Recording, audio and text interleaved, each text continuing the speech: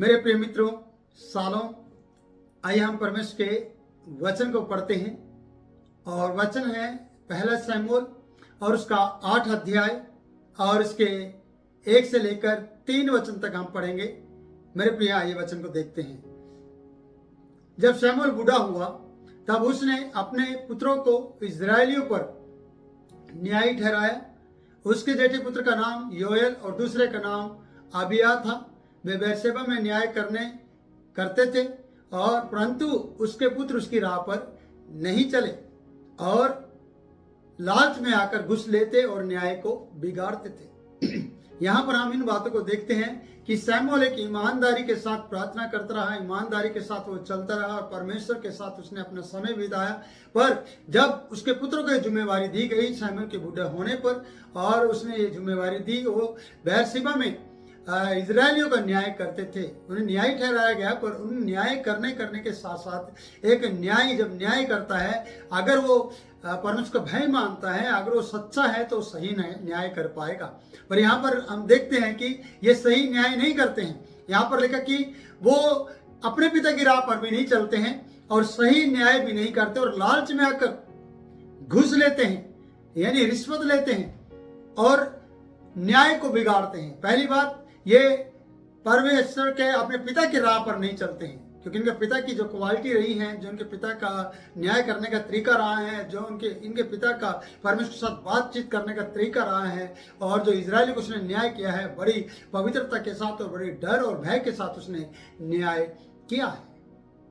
पर इसके पुत्र इसकी जगह पर जब न्याय करने लगे या उससे नियुक्त किया गया शमूएल के द्वारा, तो उन्होंने न्याय को सही रीति से नहीं पहचाना। पहली बात, वो उसकी राह पर नहीं चले और दूसरी बात, वो घुस लेते थे।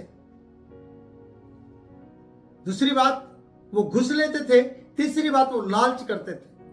यहां पर लिखा है कि वो लालच करके घुस लेते थे, क्योंकि जब लालच एक इंसान के जीवन में आता है तो वो घुस लेना शुरू करता है, रिश्वत, धनवान होने की कोशिश करता है। वो ईमानदारी की कमाई में वफादार नहीं रहता, दान भेंट में वफादार नहीं रहता और संसारिक रीति से वो पैसे कमाने की कोशिश करता है। और ये सेवक होने के नाते न्याय करने वाले लोग न्याय को बिगाड़ते थे। लिखा है कि पहली बात, वो उसकी राह पर नहीं चले, दूसरी बात लालच में आकर घुस लेते, तीसरी बात, वो न्याय को बिगाड़ते थे। ये न्याय बिगाड़ना, अगर न्याय बिगाड़ने लगे तो न्याय कर पाएगा क्या? वो सही रीति से दूसरे का न्याय कर पाएगा? और सच्चे जीवित परमेश्वर का ड्यूटी को करना या उसकी ओर से उसे ठहराया जाना या उसके लिए कार्य करना, परमेश्वर के लिए न्याय करना लोगों का, क्या वो कर पाएगा? अगर उसके जीवन में लालच है, अगर उसके जीवन में घुस लेने की आत्मा है, अगर वो उसकी राह पर नहीं चलता, अपने पिता की और सही सेवक की राह पर नहीं चल रहा है, तो वो कभी भी सच्चा न्याय नहीं कर सकता है और वो हमेशा न्याय बिगाड़ने की कोशिश करता रहता है, क्योंकि उसके द्वारा सच्चा न्याय निकलता नहीं है। बेशक वो न्याय है, क्योंकि हम वचन में बहुत कुछ देखते हैं।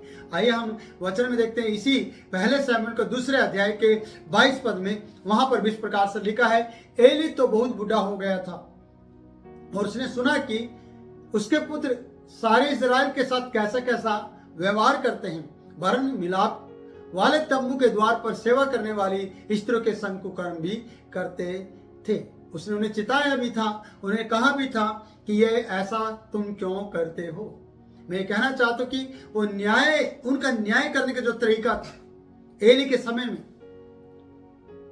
वो न्याय को बिगाड़ते थे, वो सेवा करने वाली स्त्रियों के साथ कुकर्म करते थे और उनका जो व्यवहार था वो अच्छा नहीं था। किसके प्रति? जिनके ऊपर उनको ठहराया गया था, इजरायलियों के ऊपर उन्हें ठहराया गया था वो न्याय करने के लिए, लेकिन वो अच्छा नहीं करते। यहाँ शमूएल अच्छी राह पर चलने के बावजूद उसके बच्चे सही न्याय नहीं कर रहे थे, क्योंकि उनके बच्चों के जीवन में वो लालच था, घुस लेने की आत्मा उनके अंदर थी और वो कहते कि न्याय को बिगाड़ते थे। प्रियो, जब आपका कोई न्याय कर रहा हो और न्याय को बिगाड़ दे, तो आप किस पे उम्मीद करेंगे? किसके पास आप जाएंगे? आप फिर दूसरे न्याय को ढूंढेंगे, आप दूसरे राजा को ढूंढेंगे या दूसरे व्यक्ति को ढूंढेंगे जो आपके साथ खड़े हो सके। पर शमूएल के बच्चे सही राह पर नहीं चले, जो उसका पिता चलता रहा है परमेश्वर की राह पर। आज आपको मैं बताना चाहता हूं इस वीडियो के माध्यम से, यीशु मसीह राह के रूप में आया। उसने कहा मैं राह हूं, मैं मार्ग हूं, उस पर चलो। पुराने समय में हम देखते हैं कि जब जब जो व्यक्ति परमेश्वर की राह पर चला, परमेश्वर उसे आशीष दी, परमेश्वर उसे बढ़ाया, परमेश्वर उसे फूलाया और उसे बहुतायत से धन दौलत देकर अपनी महिमा ली। जो उसकी राह पर चला और जिसकी राह से भटका है वो नष्ट हुआ है। यहां पर इस वचन से हमें सीखने को मिलता है प्रियो, हम ये देख पाते हैं, ये अपने जीवन में इस बात को लागू करते हैं कि अगर हमारा अगुआ पवित्रता के साथ जीवन जी रहा है और हमारा अगुआ पवित्रता के साथ सही तरीके से परमेश्वर के वचन को बांटता है, न्याय करता है, तो हमें भी उसी के नक्शे कदम पर चलना चाहिए। शमूएल एक अच्छा सेवक रहा है, एक अच्छा न्यायी रहा है जो इजरायली को न्याय करता रहा।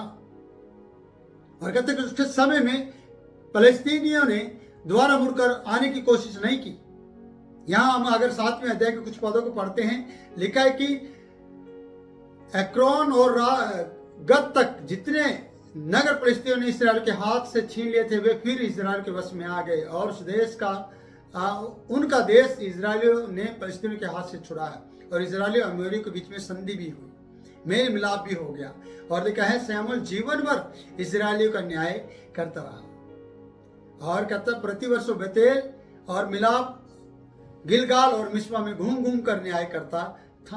अब वो बुजुर्ग हो गया है और उसने कहते कि अपने घर आकर, जहां घर था उसका रामा में वो लौट आया और वहां आकर इजराइल का वो उसने न्याय किया या करता था। और उसके बाद लिखा कि उसने यहोवा के लिए वेदी बनाई। अब उसने सोचा क्या मेरा रेस्ट हो गया, अब मेरे जगह पर मेरे बच्चे इजराइल का न्याय करेंगे, और उसने उनको नियुक्त किया। ये अच्छी बात है प्रियो कि पिता की पदवी आपको दी गई, परमेश्वर के पुत्र यीशु मसीह के द्वारा आपको नियुक्त किया गया, ठहराया गया। अगर आप यीशु मसीह की तरह लोगों का न्याय नहीं कर रहे, यीशु मसीह की तरह पिता की चर्चा आप लोगों से नहीं करते हैं, परमेश्वर ने जो काम यीशु को सौंपा था वही काम यीशु ने आपको सौंपा है। अगर आप उसका काम सही रीति से नहीं कर रहे हैं तो फिर आप किसका काम कर रहे हैं, कौन सा काम कर रहे हैं? क्या आप सही सेवक हैं, ये सही न्यायी हैं? प्रियो, वचन बता रहा है कि वो अर्थात लालच में आकर घुस लेते थे। ये घुस लेना जीवन के चरित्र को खराब करता है, या आपके चरित्र को खराब करता है। मैं ऐसा कहना चाहता हूं, कभी भी घुस ना ले। घुस के ऊपर बाइबल में बहुत सी चर्चा की गई है, बहुत से पद दिए गए हैं कि घुस लेने वाले का जीवन किस प्रकार से होता है। प्रियो, अगर हम यिर्मयाह की किताब में जाएं, मुझे याद आ गया, मैं आपको बताना चाहता हूं। यिर्मयाह की किताब में हम चलते हैं और वहां पर कुछ बातों को देखेंगे। यहाँ पर हम प्रभु के वचन में चर्चा कर पाएंगे कि परमेश्वर का वचन किस प्रकार से, यिर्मयाह उसका 17वां अध्याय और उसके कुछ पदों को हम देखते हैं। उसका 11वां पद है, 17 का 11 पद। जो अन्याय से धन बटोरता है वह उस तित्र के समान होता है जो दूसरी चिड़िया के दिए हुए अंडे को सेती है। उसकी आधी आयु में ही वह उस धन को छोड़ जाता है और अंत में मूढ़ ही ठहरता है। प्रियो, लिखा है अन्याय से धन बटोरता है, जो अन्याय से धन बटोरता है। यहाँ शमूएल के बच्चे घुस लेते थे और अन्याय को बिगाड़ते, न्याय को बिगाड़ते थे, अन्याय करते थे प्रियो, और घुस लेते थे। कहते कि जो न्याय ठहराए गए अगर वो भी घुस लेने लगे, वो भी न्याय को बिगाड़ने लगे, तो किस प्रकार का न्याय? अगर जज के ऊपर सब लोग विश्वास करते हैं, जज के ऊपर सब लोग सोचते हैं कि ये मेरा न्याय सही रीति से चुकाएगा, अगर वही रिश्वतखोर निकले तो जज के ऊपर से भी विश्वास उठ जाएगा। और यहां पर लिखा कि जो अन्याय से धन बटोरता है वह उस तितर के समान है। तितर एक पक्षी है, उसके समान ठहरेगा। और जो दूसरे के दिए हुए अंडे को सेता है, दूसरी चिड़िया ने अंडे दिए हैं, उसके अंडों पर बैठकर उन्हें गर्माहट देता है और उसमें से बच्चे निकालता है और बच्चे हो जाते हैं, वो उनको अपना बच्चा समझ लेता है। कितनी दुख की बात है कि वो उस चिड़िया के समान है, दूसरे के दिए हुए अंडे के को सेना।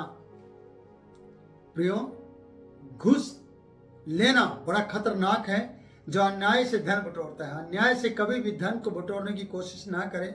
सच्चे जीवित परमेश्वर को पर भरोसा करें, वो आपके न्याय को भी बनाए रखेगा और आपको भी बनाए रखेगा और आपको न्याय करने के लिए सही रीति से ज्ञान बुद्धि देगा और प्रकाशन देगा, जिसमें आप आगे बढ़ सके। इसलिए आगे बढ़ता हूं, उसकी आधी आयु में ही वह धन को छोड़ जाता है। अगर आपने धन बटोरा है अन्याय करके, घुस लेकर, और आधी आयु में आपको धन छोड़ना पड़े और बाद में दुनियादारी आपको कहे मूढ़ आदमी था, मूर्ख आदमी था, कि धन इकट्ठा करने के बावजूद धन को इस्तेमाल नहीं कर सका, उपयोग में नहीं ला सका। ये दुख की बात है आपके लिए, हम सब के लिए, मेरे प्रियो जो मुझे देख रहे हैं उन सब के लिए ये बड़े दुख की बात है। अगर आप न्यायी हैं, अगर आपको न्याय करने का काम दिया है, चाहे वो कलीसिया में लीडर के रूप में हो, चाहे पास्टर के रूप में, चाहे एक सेवक के रूप में, चाहे एक मेंबर के रूप में हो, अगर आपको न्याय करने का मौका मिला है या किसी के साथ बैठने का मौका मिला है, किसी को सलाह देने का पंच परमेश्वर कहा जाता है, अगर उसमें आपको बोलने का मौका मिलता है तो आपको सही बात बोलनी चाहिए, ना कि घुस लेकर उस व्यक्ति को जिसने पाप किया, गुनाह किया, और उसकी तरफदारी आप करते हैं तो आप न्याय को बिगाड़ते हैं। न्याय को बिगाड़ने वाले ना बने, बल्कि न्याय को सही रीति से पहचानने वाले बने। इसलिए बहुत कुछ है प्रियो इस वचन के अंदर की वो अंत में मूल ठहरता है। परमेश्वर का जो आराधनालय वो तो पवित्र है। वचन में लिखा है कि हमारा पवित्र आराधनालय आदि से ऊंचे स्थान पर रखे हुए एक तेजोमय सिंहासन के समान है। वो इजराइल का आधार है। प्रियो मैं इसी वचन में आता हूं, पहला शमूएल और उसका 8 अध्याय के कहते कि वो लालच में अगर घुस लेते और न्याय को बिगाड़ते थे। प्रियो आप सोचेगा कि आप अपने पिता के राह पे चल रहे हैं या नहीं। आपका स्वर्गीय पिता क्या चाहता है आपसे, आपका आत्मिक पिता क्या चाहता है आपसे, आपका अगुआ क्या चाहता है आपसे, इस बारे में आपको सोचना है कि आप क्या करना चाहते हैं आगे जिंदगी में। क्या आप न्याय होते हुए न्याय को बिगाड़ रहे हैं, या आप उसकी राह पर चल रहे हैं या नहीं चल रहे हैं, इस बारे में आपको सोचना है। प्रियो मैं इस वीडियो का अंत यहीं पर करना चाहूंगा। मैं इस वीडियो में यह बताना चाहता हूं कि आप पिता की राह पर चलें और स्वर्गीय पिता की राह पर चलें। पिता आपसे उम्मीद रखता है बहुत सी बातों के लिए। आप मुझे दे इजाजत, मैं फिर मिलूंगा नए वचन के साथ नई वीडियो में। तब तक के लिए मैं आपसे इजाजत चाहता हूं। आप एक दूसरे के लिए प्रार्थना करते रहें। जय यीशु।